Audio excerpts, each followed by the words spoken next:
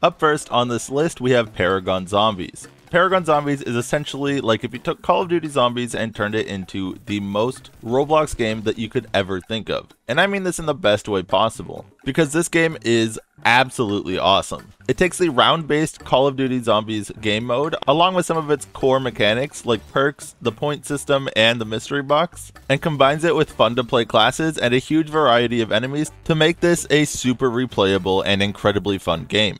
It's quite unique considering that the core gameplay is inspired by another game, but it's also a bit addicting. This game is my second most played on this entire list, aside from the next one. Second on this list, we have Sonic Speed Simulator. I used to play this one a lot when it first came out a couple of years ago, but it definitely has held up against the test of time.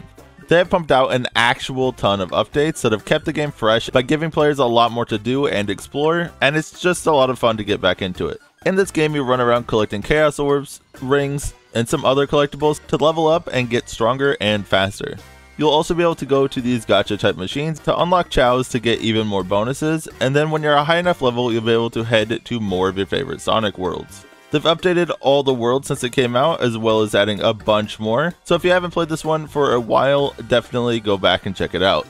World Zero is a dungeon crawler RPG style game where you fight through dungeons full of enemies. That can prove to be pretty difficult if you aren't geared up enough. This game currently has 15 different classes that are very different to fit your preferred playstyle. There are tank classes, mages, archers, sword people, healers, and more. Pretty much everything you can think of.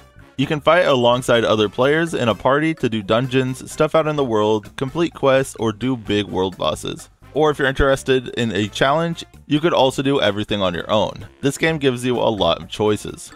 Pet Simulator 99 is a crazy popular game just like all of its previous installments, but honestly, there's a reason why. This game is super fun and super well made. They basically took all the things that people loved about the previous Pet Simulator games, put them all together, and then added a bunch of other awesome things on top of that. Before playing this one, I wasn't ever too super into Pet Simulator, but I can definitely imagine myself spending some time on this one.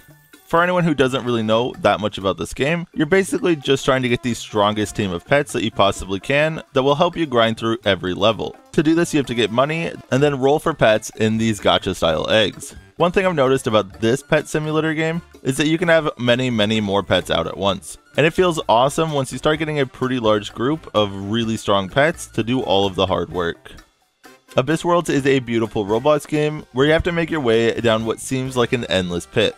The way this game works mechanically is very similar to the once very popular platforming game Jump King, where you hold your jump button to charge it up, and the longer you hold it, the further you leap. But instead of trying to climb up a castle like in that game, you're trying to go downwards, and if you fall too far, you end up taking fall damage. Do this a couple of times and you eventually end up unaliving yourself. There are some checkpoints in this game, but you only have a limited amount of lives to go through before you're forced to full reset the game, so it's a challenge. A world similar to the last one in more ways than one is Snowball Migration. Snowball Migration is another kind of more adventure-y obstacle course kind of game that fits into a very similar category as the last entry on this list. It's a game where you have to learn how to use another different kind of movement to navigate through the world and around everything.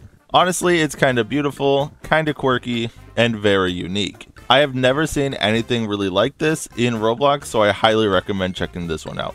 Frontlines is another awesome game that's probably as close as you can get to a real Call of Duty game in Roblox. This game has pretty similar movement, gameplay, and game modes to a Call of Duty game, along with having all of the different kind of weapon classes that you would expect. Rifles, submachine guns, shotguns, snipers, and more, and they are all very customizable. It is a bit lower on the player count than it used to be when it first became popular, but don't let that deter you. It is popular enough still to get into full games very quickly. Honestly, the only downside that I see about this game is that it does take a very long time to level up and unlock new weapons. Other than that, I think this game is really cool. Blade Ball is a game that is completely taken off in the last year or so. This game is largely based on the Overwatch custom game called Genji Ball. This PvP game is pretty simple, but also has a lot of strategy that you'll start to discover after playing it for a while. The premise of this game is really simple. Deflect the ball when it's coming toward you, or you die.